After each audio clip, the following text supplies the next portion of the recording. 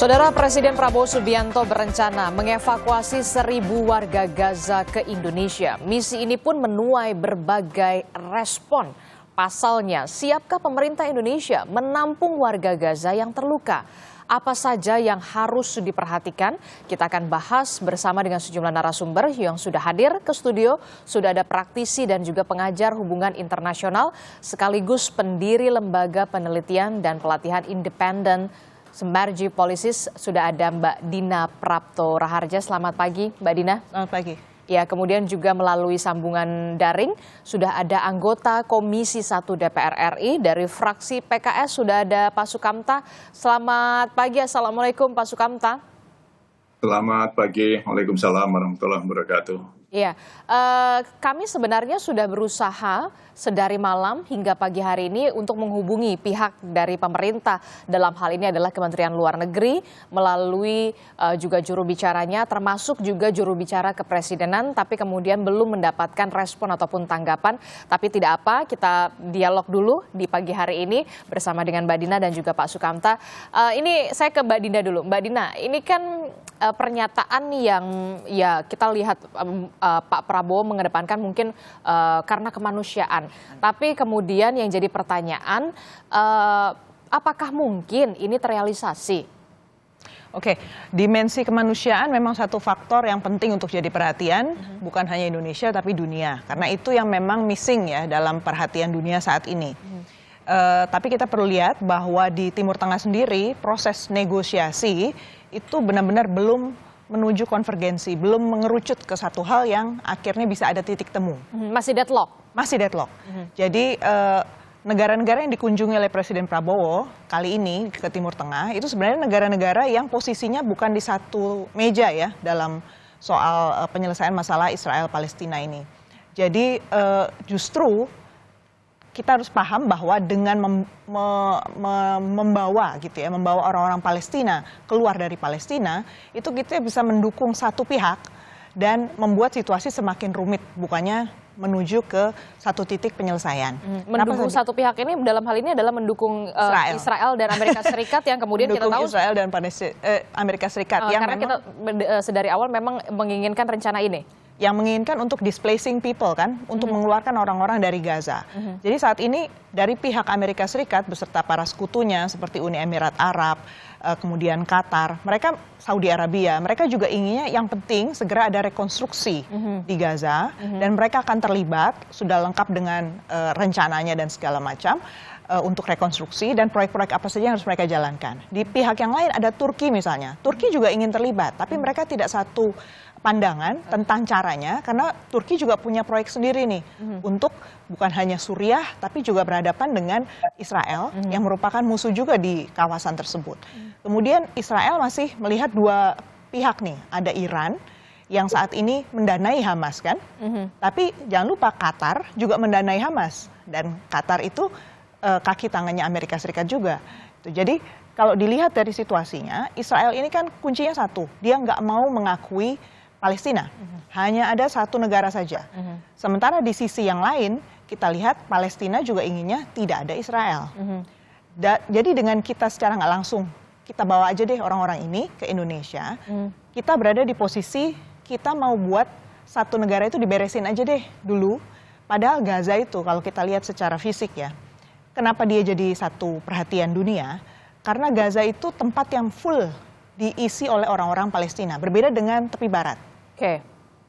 Lalu saat ini kalau kita berpikir mau buat two-state solution, harusnya kan yang kita pikirkan adalah posisi negara-negara yang pro untuk two-state solution, bukan yang satu solution.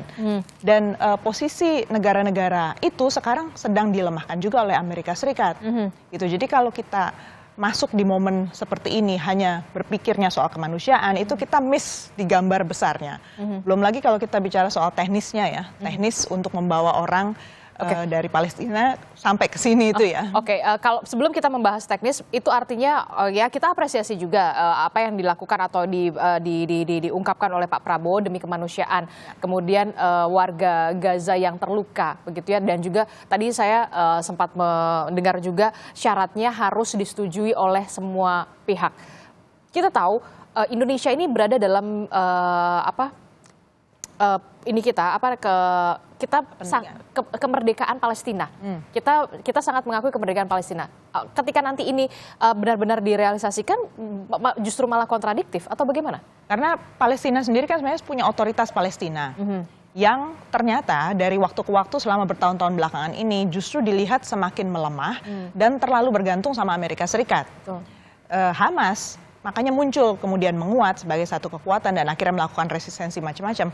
Karena mereka berpikir harusnya arah kita adalah terpisah dari Amerika Serikat. Istilahnya decoupling gitu kalau istilah international relations-nya. Kita berpisah dari Amerika Serikat lah kalau memang betul-betul mau independen. Nah, Palestinian Authority ini baru saja mengikuti kemauan Amerika Serikat dengan menunjuk Perdana Menteri baru. Namanya Mustafa. Dan Pak Mustafa ini adalah orang yang sudah lama dibesarkan di Amerika Serikat. Dia lulusan George Washington University. Dia juga orang lama di World Bank yang dianggap bisa menyenangkan Amerika Serikat. Tapi inilah yang kemudian dilihat oleh pihak Palestina sendiri, internal di dalam itu kan makin terpecah. Mereka lihatnya, loh kok malah nggak ada proses demokratis untuk memilih orang ini, kok tahu-tahu malah pro ke Amerika. Jadi kita malah melihat solusi itu memang kompleks, dan dengan mata kita yang tidak rutin berada di Timur Tengah, apalagi Kementerian Luar Negeri tidak hadir di sini untuk bicara, dan ternyata memang di dalam Kementerian Luar Negeri kan nggak ada divisi khusus yang benar-benar diperkuat ya. Kalau kita konsisten mau melihat isu Israel Palestina kan harusnya ada Direktorat Timur Tengah yang sangat kuat, yang betul-betul didukung oleh Kementerian Luar Negeri. Itu nggak ada sampai sekarang. Jadi kalau kita bicara soal holistik ya, saya pertanyakan soal pendekatan kita yang holistik di Timur Tengah. Karena ini bukan masalah sehari, 2 hari, atau setahun, 2 tahun ini. Kalau kita terlibat masuk, mau nggak mau isu ini akan bertahan selama puluhan tahun. Oke, jadi benar-benar harus difikirkan dulu sebelum ini bisa terrealisasi. Termasuk juga dampaknya juga yang nantinya akan terjadi di Indonesia. Ya, ketika tidak bisa sekedar membuat telinga orang Indonesia happy aja ya. Oke, jadi Anda ini pernyataan populis? Pernyataan yang sangat populis. Oke, saya ke Pak Sukamta. Pak Sukamta, dari Komisi 1 DPR sendiri, Anda sebagai dan teman-teman sebagai mitra dari Kementerian Luar Negeri dan sudah mendengar bagaimana pernyataan dari Pak Prabowo, respon DPR sendiri bagaimana? Apakah mendukung atau justru kemudian nanti dulu, kita kaji dulu seperti apa nanti ke depannya, bagaimana mekanismenya dan nanti dampaknya seperti apa untuk Indonesia, Pak Sukamta? Baik, terima kasih.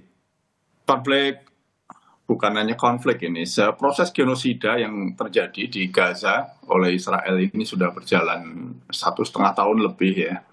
Dan ketika ada gencatan senjata disepakati, Israel kemudian menyalahi gencatan senjata dan mulai ngebom lagi. Nah, kita tidak ingin pembunuhan dan genosida ini berlangsung terus-menerus ya. Nah, ini perlu terobosan dan banyak negara yang selama ini negara-negara ini bersikap diam, idle. Nah, perlu ada satu pihak yang memang membuat terobosan, membuat langkah-langkah yang harapannya langkah-langkah ini kemudian mendapat perhatian dan makin signifikan. Itu satu poin. Nah, yang kedua adalah penduduk Gaza yang sekarang ini mulai dibom kembali, ini penduduk yang kembali dari tempat-tempat pengungsian ke rumah-rumahnya, ke wilayah-wilayahnya. Dan kita tahu rumah-rumahnya sudah rata dengan tanah. Nah, sementara infrastruktur semuanya dihancurkan oleh Israel, termasuk infrastruktur kesehatan, fasilitas sosial, sekolah, dan seterusnya. Nah, ini satu sisi yang lain. Saya bisa membayangkan ketika mereka kehidupannya terancam karena bom terus dijatuhkan tiap hari, sementara mereka berada di rumahnya yang sudah hancur, tidak lagi berbentuk rumah, tidak lagi di pengungsian. Ini kalau dibebani lagi dengan anggota keluarga yang kakinya putus, yang tangannya putus, yang badannya terluka oleh bom, anak-anak yatim, nah ini akan menjadi penderitaan yang sangat luar biasa. Nah, sehingga apa yang dilakukan oleh Presiden untuk melakukan diplomasi, untuk mengevakuasi orang-orang yang terluka ya.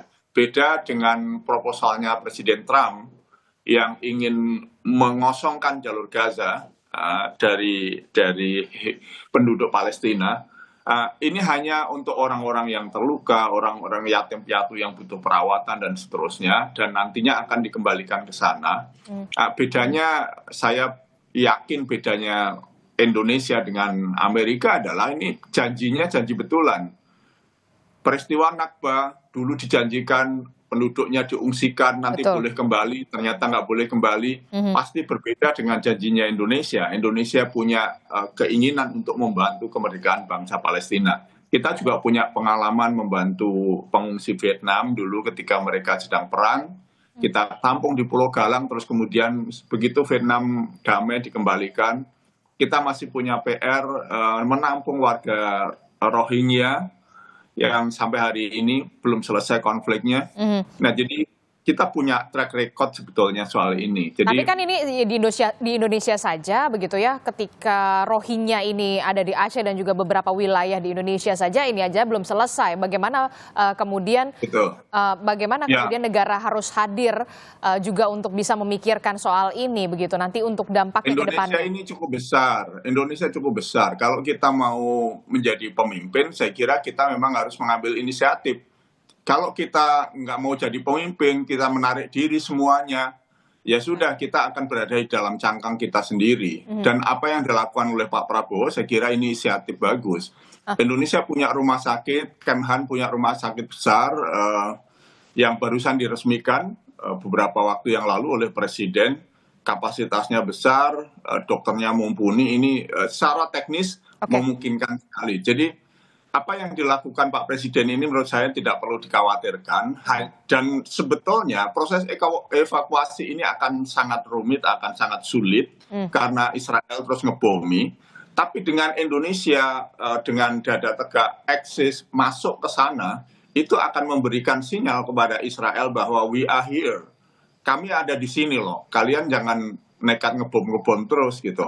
Jadi ini juga satu kode yang diberikan oleh pemerintah Indonesia yang dipimpin Pak Presiden Prabowo ini untuk kepada Israel, jangan mau semena-mena terus gitu. Saya kira ini seperti yang dilakukan oleh Pak Presiden Soeharto dulu waktu Serbia membantai warga Bosnia dengan membangun masjid di Bosnia, ingin mengatakan Indonesia hadir di sini gitu. Tapi begini Pak, Pak Sukamta, kalau kemudian harus ada negara yang punya terobosan begitu ya.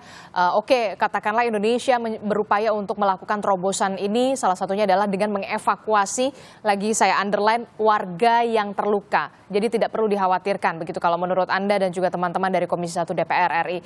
Tapi kemudian apakah memungkinkan justru warga yang terluka? Tidak boleh warga yang masih kuat, yang ini warga yang masih kuat biarkan berjuang mempertahankan tanah airnya di sana. Tapi apakah kemudian tidak ada pemikiran terobosan, kenapa tidak Israelnya saja yang kemudian harus dibenahi dalam tanda kutip, dibawa ke peradilan internasional dan segala macamnya, karena memang sudah banyak kita lihat bukti bahwa banyak sekali genosida, pembantaian di sana di tanah Gaza begitu. Kenapa kemudian harus warga Palestina yang terpaksa diungsikan demi kemanusiaan, luka-luka begitu? Sebenarnya kita tahu mereka harus terusir juga dari tanah mereka sendiri begitu. ICJ sudah membuat fatwa dan negara-negara yang dikoordinasi oleh Afrika Selatan dan beberapa negara yang lain, Indonesia turut serta di situ, mendorong supaya ada penangkapan Perdana Menteri Israel Netanyahu, dan itu upaya yang terus dilakukan. Tapi siapa yang bisa memaksa? Karena dia di-backing oleh Amerika. Jadi boleh dikatakan pembantaian ini kan dilakukan oleh Israel atas restu dan dukungan dorongan negara besar satu ini. Nah, jadi upaya ini masih jalan terus dilakukan. Nah, kita buat terobosan baru. Saya kira dengan skala masalah seperti ini harus ada terobosan tidak tunggal. Terobosannya harus multi road, ya, banyak jalan yang harus kita tempuh supaya akhirnya endingnya Israel mau menghentikan apa yang dilakukan sekarang ini, gencatan senjata dilakukan dan kemudian perdamaian dilakukan terjadi.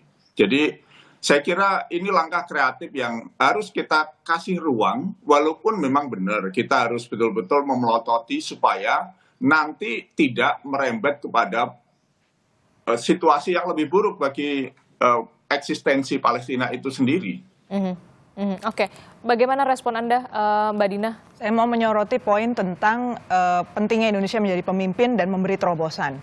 Pak Sukamta, kalau kita bicara soal kepemimpinan dalam politik luar negeri, pertama-tama itu tentu resources-nya, baik itu orang, lembaga, badannya di dalam Kementerian Luar Negeri, kemudian mengikuti dinamikanya itu betul-betul harus lengkap, Pak.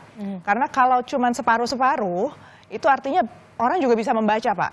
Kita ini justru saya kadang-kadang berpikir, ini apa sedang cari muka sama Amerika Serikat karena urusan tarif itu. Kita terpikir mau lebih helpful gitu ya kepada pihak Amerika Serikat. Ini mau dijadikan satu bargaining chips dan saya pikir itu bargaining chips yang salah ya.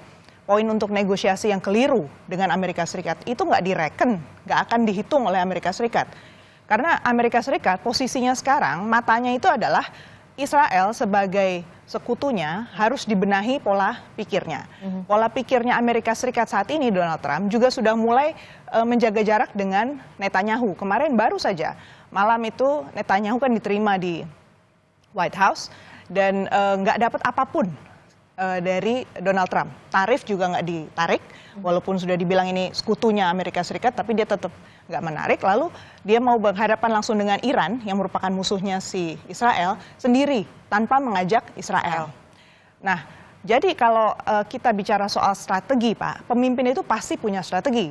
Strateginya itu harus luwes. Kalau terlalu kelihatan telanjang, kita membantu saja, niatnya kita membantu, ya kalah kita dengan pemain-pemain Timur Tengah yang jelas cara bermainnya itu jauh lebih sophisticated. Mereka itu saling mengunci, Pak. Jadi tadi nggak bisa dibandingkan dengan Vietnam, Pak. Karena kalau kasus Vietnam, kita itu tetangga. Jadi justru menurut saya yang harus dikembangkan itu adalah, sebentar Pak Sukamta, yang harus kita kembangkan itu adalah pendekatan kita yang lebih baik ke Mesir misalnya, kemudian ke negara-negara tetangga seperti Yordania.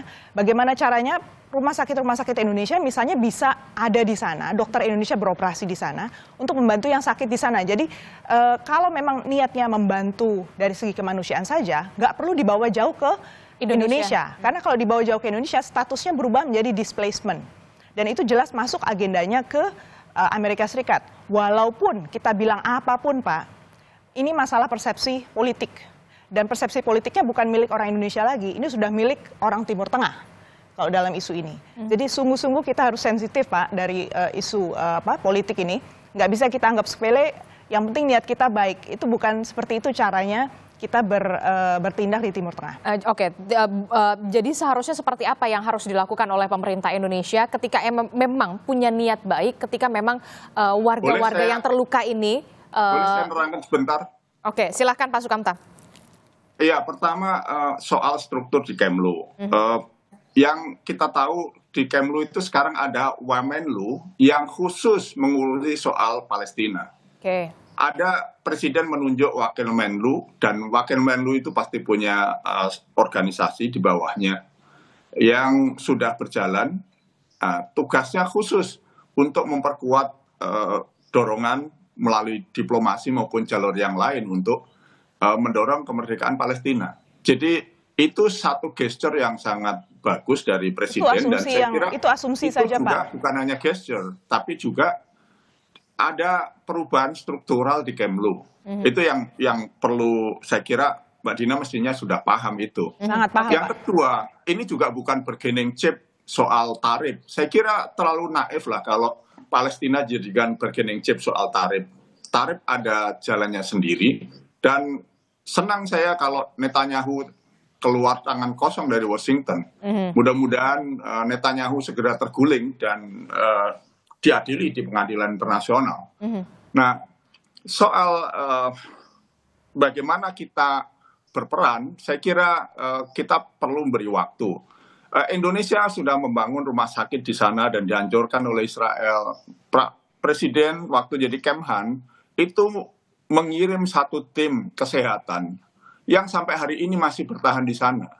Jadi apa yang dilakukan ini hasil dari evaluasi lapangan yang sudah berjalan hampir 1 tahun ya atau lebih dari tim yang dikirim oleh Pak Prabowo, tim kesehatan dari yang beliau bentuk waktu beliau menjadi Kemhan, dan ini diperkuat ketika menjadi presiden.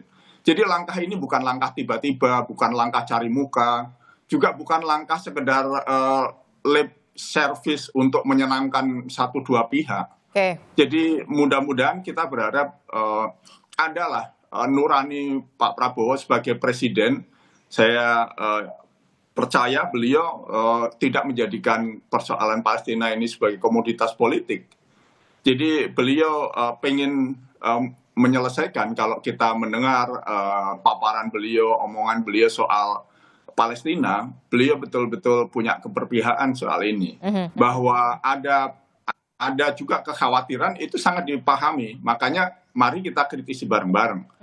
Kalau Vietnam tadi hanya analogi saya bahwa Indonesia punya pengalaman menampung pengungsi, tidak urusan politiknya. Nah, kita menangani pengungsi Palestina yang sakit, kita punya kesiapan secara teknis, nanti kita dorong lagi untuk kembali ke negaranya, mestinya begitu. Jadi yang perlu di-underline adalah upaya evakuasi terhadap warga Palestina yang kemudian Gaza yang terluka, begitu, ini yang harus di-underline dan dievakuasi terlebih dahulu sementara gelombang pertama 1.000, kemudian ketika sudah sembuh dan kondisi Gaza sudah memungkinkan dikembalikan lagi. Sudah ada jaminan soal itu ya Pak? Indonesia tidak punya luxury untuk bermewah-mewah membuat anggaran yang besar ya. Oleh karena itu, kalau langkah ini diambil itu berarti memang langkah yang serius dan emergensi sifatnya. Lalu bagaimana, apakah ini bisa benar-benar terrealisasi, termasuk juga bagaimana dampak ke depannya bagi Indonesia? Tapi jangan dijawab dulu Mbak Dina, tetaplah bersama kami di Sapa Indonesia Pagi, kami akan segera kembali. Terkait dengan konflik yang terjadi di Gaza antara Palestina dan juga Israel, sebelumnya kita tahu Presiden Prabowo Subianto merespon bahwa memang ada upaya untuk melakukan evakuasi terhadap warga di Gaza yang terluka untuk dievakuasi ke Indonesia. Sementara di gelombang pertama akan ada 1.000 warga Gaza yang terluka yang nantinya akan dievakuasi sementara. Bagaimana kemudian dampaknya terhadap Indonesia dan seperti apa, apakah ini bisa terrealisasi? Kita masih membahasnya dengan Mbak Dina, kemudian juga dari DPR juga ada Pak Sukamta. Mbak Dina dan juga Pak Sukamta, saya membaca di Harian Kompas ini soal Gaza dan juga Palestina termasuk juga Israel di halaman 4 soal upaya bersama demi Gaza perlu didorong begitu ya. Ada bacaan dari Pak Smith Al-Hadar yang merupakan pengamat Timur Tengah dan penasihat Indonesia Society for Middle East Studies begitu ya. Jika ingin memindahkan warga Palestina untuk sementara waktu, Mesir bisa menjadi jawabannya. Namun Mesir pun tidak percaya jika relokasi benar-benar bersifat sementara.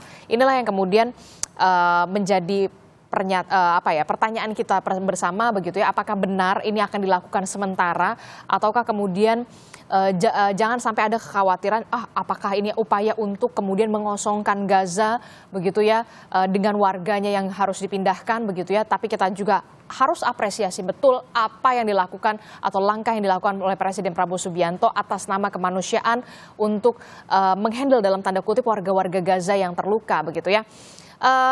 Saya ke Mbak Dina dulu, Pak Sukamta. Kalau memang ini terrealisasi begitu ya, warga Gaza ini kan punya kewarganegaraan. Ketika dievakuasi begitu ya ke Indonesia, statusnya akan seperti apa dan aturan internasional seperti apa? Benarkah ini bisa terrealisasi atau ada syarat dulu yang harus ditempuh oleh Indonesia sebelum nantinya niatan ini benar-benar terrealisasi, Mbak Dina? Oke, saya mundur satu step dulu, mengatakan bahwa upaya Presiden Prabowo memang harus diapresiasi. Bahwa dibandingkan dengan periode sebelumnya di masa Presiden Jokowi, di mana Pak Jokowi itu nggak pernah ngurusin langsung sampai seperti ini turun tangan, itu perlu diapresiasi. Tapi Bapak, kita tidak perlu terburu-buru. Karena sejumlah aktor yang bermain di Timur Tengah itu selalu membaca situasi dengan lengkap dulu dan mereka itu bisa dilibatkan dalam proses damai karena mereka sudah puluhan tahun terlibat dan punya tadi akses-akses yang kok belum bahas justru di sini ya.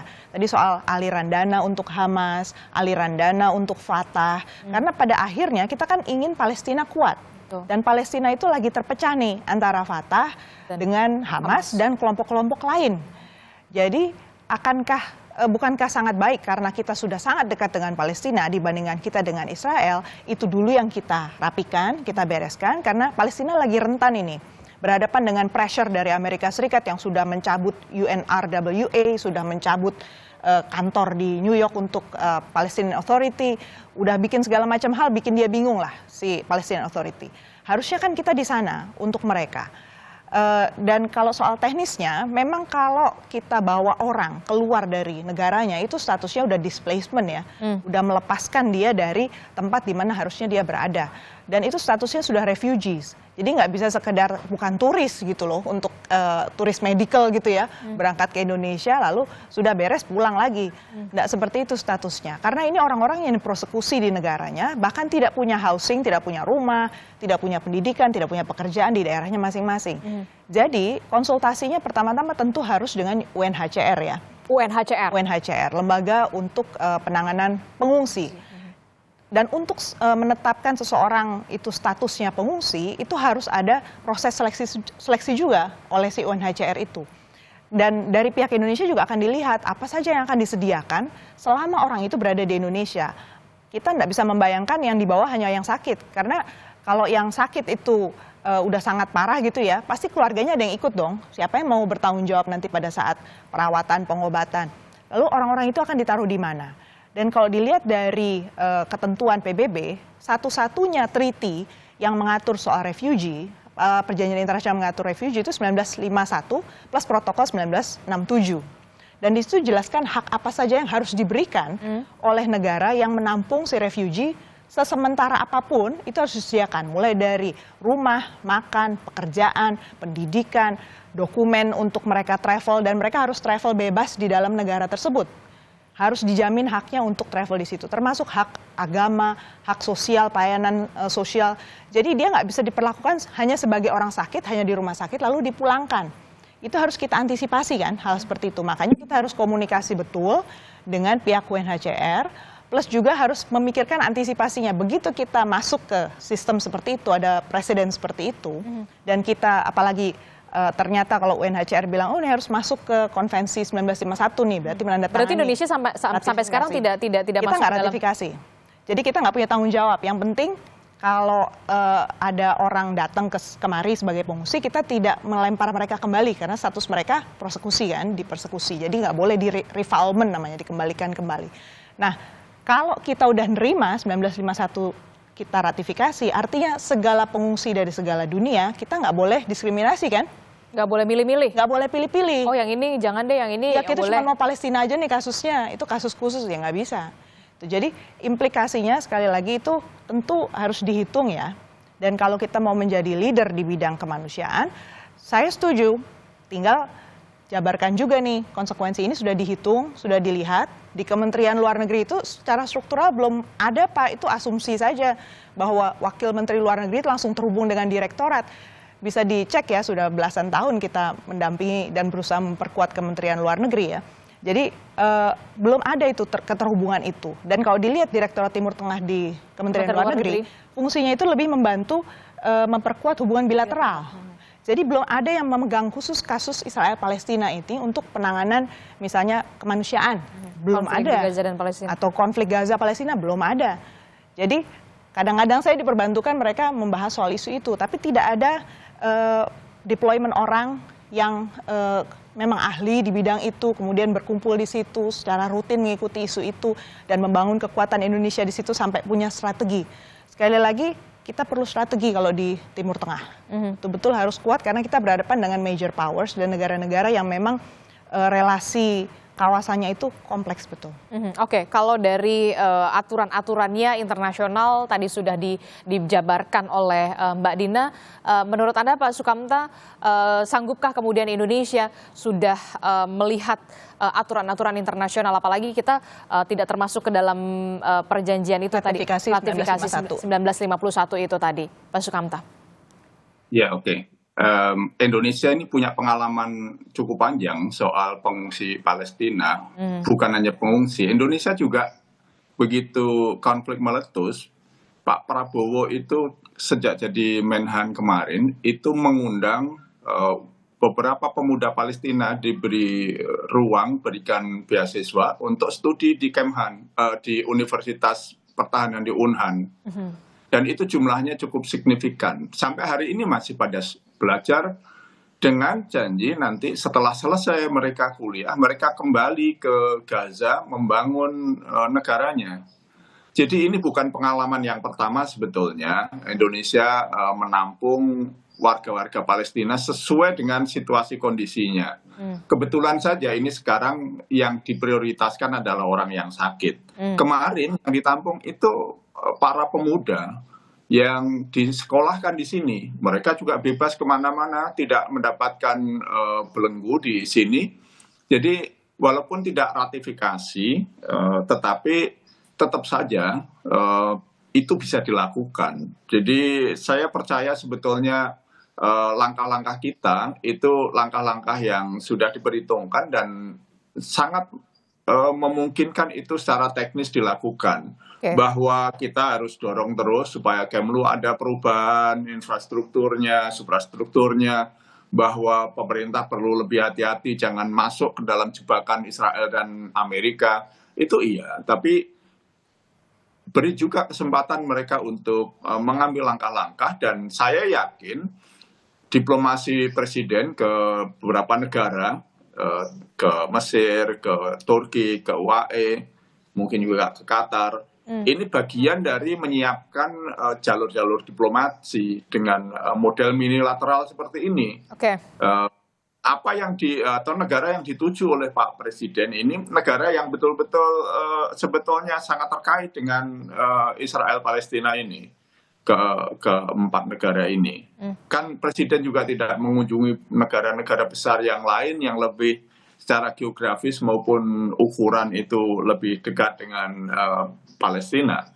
Ini karena empat negara ini merupakan pemain-pemain yang secara langsung atau tidak langsung ikut terlibat dan menentukan di dalam perjalanan konflik ini. Jadi perjalanan langkah-langkah Pak Presiden ini langkah-langkah yang kalkulatif sebetulnya. Nah, kita memang bersama-sama kita perlu mencermati, tapi terobosan-terobosan baru memang harus dilakukan. Kalau tidak, ini nanti stalemate, semua situasinya status quo, seperti membiarkan Israel ngebom terus. Mau dibom terus sampai penduduknya habis, tidak boleh tidak ada langkah-langkah penghentian. Karena Israel tidak mendengarkan siapapun. Mereka tujuannya memang membunuh, tujuannya menghabiskan warga di Palestina, di Gaza. Nah, langkah-langkah ini mudah-mudahan menjadi satu langkah kecil untuk diikuti dengan langkah-langkah besar yang lain. Termasuk pembenahan struktural di Kemlu yang terkait, itu mudah-mudahan segera diikuti. Supaya peran Indonesia yang memang sudah proaktif sejak kita merdeka, kita ada konferensi Asia Afrika, gerakan non-blok, ini bagian dari politik luar negeri kita bebas aktif, dan secara historis memang Indonesia itu berada di garis depan, lebih depan bahkan dari negara-negara Arab. Itu sejak dulu memang demikian. Dan posisi kita jelas begitu ya, mengakui kemerdekaan Palestina. Kita memang perlu ada reserve, ada kekhawatiran, tapi kita juga beri ruang lah kepada pemerintah untuk mengambil langkah-langkah itu. Mbak Dina, ide relokasi ataupun kemudian evakuasi kalau menurut Anda bukan satu-satunya solusi. Lalu apa yang kemudian bisa menurut pandangan Anda bisa ditawarkan begitu ya ketika Pak Presiden Prabowo Subianto ini kita tahu lagi berkunjung nih ke 5 negara di Timur Tengah. Karena menurut saya yang paling penting untuk masalah penguatan Palestina supaya mereka bisa berjuang untuk berhadapan dengan Israel. Israel ini kalau kita lihat ya, paling nggak selama Trump berkuasa, dia akan mengalami sejumlah hal yang cukup membuat dia limbung mungkin. Karena Donald Trump punya kepentingan untuk menarik kembali uang-uang Amerika, intinya gitu. Jadi kemungkinan besar pendekatan Trump 1 dengan Trump jilid 2 ini akan berbeda sedikit ke Israel. Tapi nggak bisa totally different. Jadi kita harus hati-hati juga mencermati si Donald Trump ini. Mungkin duitnya ditarik tapi apa yang dikasih kita nggak tahu. Karena bagaimanapun juga Amerika Serikat punya kepentingan ini untuk memastikan uang kas negara di Amerika Serikat itu akan kembali besar. Amerika Serikat akan berjumpa dengan negara-negara besar di Timur Tengah. Kaitannya itu soal minyak juga. Karena Amerika Serikat berusaha untuk menjadi pemasok minyak nih sekarang. Alternatif dari negara-negara Timur Tengah. Indonesia tentu harus bisa melihat ya, membaca situasi seperti ini ke depannya. Karena efeknya ke Indonesia, kita udah net importer minyak. Itu salah satu hal. Jadi, dengan kedekatan Amerika Serikat ke negara-negara tersebut, agendanya dia untuk memberikan istilahnya pacifier ya, memberi penyenang gitu ya, hal-hal yang menyenangkan buat negara-negara Timur Tengah supaya mau ikut agendanya Amerika Serikat. Itu yang harus kita antisipasi. Berarti hubungan bilateral Indonesia dengan Amerika Serikat, duta besar kita, siapapun yang nantinya terpilih untuk Amerika Serikat, itu mau nggak mau harus peka betul melihat segala kesempatan untuk memastikan jangan sampai agendanya itu jadi Amerika Serikat saja. Karena kalau Amerika Serikat kuat, si Palestina akan makin tertekan. Karena dia dipaksa untuk menerima terms ya, terms agreement. Bagaimana caranya yang kedua supaya Benjamin Netanyahu bisa melemahkan di sana? Pertanyaannya gimana juga caranya mempersatukan antara Fatah dengan Hamas. Nah, di sini pemain-pemain lokal seperti Mesir dan Lebanon, kemudian juga Yordania itu penting kemudian kita engage. Kita kebetulan kemarin punya relasi baik sama Turki dan Turki juga punya perhatian nih sama topik ini. Kita harus duduk lagi kemudian memetakan gimana secara politik kita harus masuk. Karena isu kemanusiaan nggak bisa lepas dari isu politik. Terus tadi yang ketiga Pak Sukamta sempat nyebut soal pendidikan. Memang menarik kalau orang dari Palestina ini punya terobosan baru juga soal pendidikan. Nah kalau itu saya setuju kalau mereka dibawa kemudian mereka ada pertukaran pelajar misalnya, itu jelas tuh pembatasannya, mereka nggak akan dihitung sebagai refugees, tetapi memang kita membantu mereka secara edukasi, itu lain ceritanya. Dan pertanyaannya tinggal gimana caranya kita engage mereka selama mereka di sini supaya mereka juga bisa melihat nih reformasi yang diinginkan untuk Palestinian Authority itu cara-caranya seperti apa saja, baik militer maupun untuk masyarakat sipil. Jadi soft power lah Pak, kalau menurut saya yang perlu kita perkuat ke depannya, karena dan itu butuh waktu juga dari pihak Indonesia supaya orang kredibel, ngelihatnya kita tuh kredibel, bukan sekedar sesaat, bukan untuk etalase politik, tetapi memang betul-betul Indonesia invest betul untuk mengubah situasi di Timur Tengah. Oke, ketika ini memang benar terrealisasi dengan tadi Pak Sukamta sudah mengatakan sudah diperhitungkan ketika memang Pak Prabowo sudah menyatakan soal akan mengevakuasi warga Gaza, sudah diperhitungkan semuanya. Anggaplah ini sudah nanti akan terrealisasi. Apa dampaknya untuk Indonesia dan juga warga di sini? Saat pengetatan anggaran seperti sekarang di Indonesia, kita sedang efisiensi anggaran, tentu harus diantisipasi bahwa anggaran pemerintah akan ada juga yang beralih ke sana. Itu satu. Kemudian yang kedua, tadi kaitannya dengan relasi kita dengan Amerika Serikat. Itu kaitannya nanti dengan apalagi yang akan diminta Amerika Serikat. Saya kok masih merasa bahwa Amerika Serikat itu bukan jenis pihak, apalagi Donald Trump gitu ya, yang mudah diberi gula-gula kemudian sudah happy gitu. Kasih permen satu. Dia dikasih permen satu malah mintanya mungkin pabrik permennya gitu kan. Jadi itu yang harus kita hati-hati karena Indonesia sudah kelihatan sangat lunak sekarang terhadap Amerika Serikat. Kita bisa ditekan untuk lebih lagi membeli produk-produk Amerika Serikat yang sebenarnya Indonesia nggak butuhkan. Jadi implikasinya bisa ke arah ekonomi. Oke, terakhir Pak Sukamta, apa yang ingin Anda sampaikan soal konflik Gaza dan juga Palestina, antara Israel dan juga Palestina ini? Indonesia mengambil sikap untuk mengambil inisiatif untuk mengevakuasi warga Gaza, sekali lagi saya katakan yang terluka ya untuk dievakuasi ke Indonesia. Ya, PR Palestina untuk menuju merdeka itu sangat banyak sekali. Seperti halnya PR Indonesia waktu mau merdeka tahun 45. Persatuan di dalam negeri itu PR besar. Saya kira Indonesia juga bisa berperan. Tadi Mbak Dina sudah menyampaikan kemudian persoalan-persoalan yang lain sudah di depan mata. Nah, mudah-mudahan kita berharap langkah-langkah kemanusiaan ini itu bukan satu-satunya langkah dan bukan langkah yang pertama dan terakhir. Ya, ini perlu menjadi ruang untuk dunia, terutama yang berkonflik, itu untuk melihat bahwa bukan hanya negara Arab kok yang berperan ini, yang ingin konflik ini selesai gitu. Nah, setelah ini mudah-mudahan Indonesia bisa, setelah menunjukkan perannya, inisiatifnya ini, Indonesia bisa berperan lebih lanjut. Ada alasan untuk berkoordinasi lebih erat dengan Mesir, dengan Turki, dengan Qatar, dengan UAE, agar bersama-sama menyelesaikan persoalan kemerdekaan Palestina dan penjajahan Israel ini. Nah, kita berharap peran Indonesia yang masuk ke gelanggang lebih dalam, bukan hanya periferal seperti selama ini akan membawa kemajuan yang lebih signifikan. Karena pemain-pemain lama, mungkin karena pengetahuan medan yang terlalu dalam, kadang-kadang membuat mereka ragu-ragu dan tidak berani melangkah, di samping mungkin agenda-agenda mereka yang bertentangan dengan yang dituju untuk menuju kepada solusi dua negara, kemerdekaan Palestina, persatuan yang ada di Palestina, baik di tepi barat maupun di Gaza. Nah, Indonesia yang jauh tidak punya agenda-agenda secara pendek terkait dengan kemerdekaan bangsa Palestina, tidak ada vested interest pribadi kecuali amanah undang-undang, amanah konstitusi kita. Mudah-mudahan lebih bisa berperan karena kita tidak dilihat sebagai pemain-pemain yang berpihak kepada salah satu yang berkonflik, baik itu di dalam negeri Palestina sendiri maupun antara Palestina dengan Israel.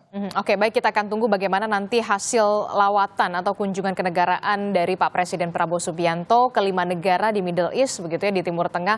Apakah nanti akan ada menghasilkan kemudian rekonstruksi soal Gaza yang melibatkan liga-liga Arab, nanti akan menghasilkan solusi yang benar-benar diimpikan oleh warga Gaza Palestina untuk bisa tinggal dengan aman, nyaman, dan juga layak. Terima kasih Pak Sukamta telah bergabung bersama kami, kemudian juga Mbak Dina, terima kasih telah bergabung bersama kami. Terima kasih.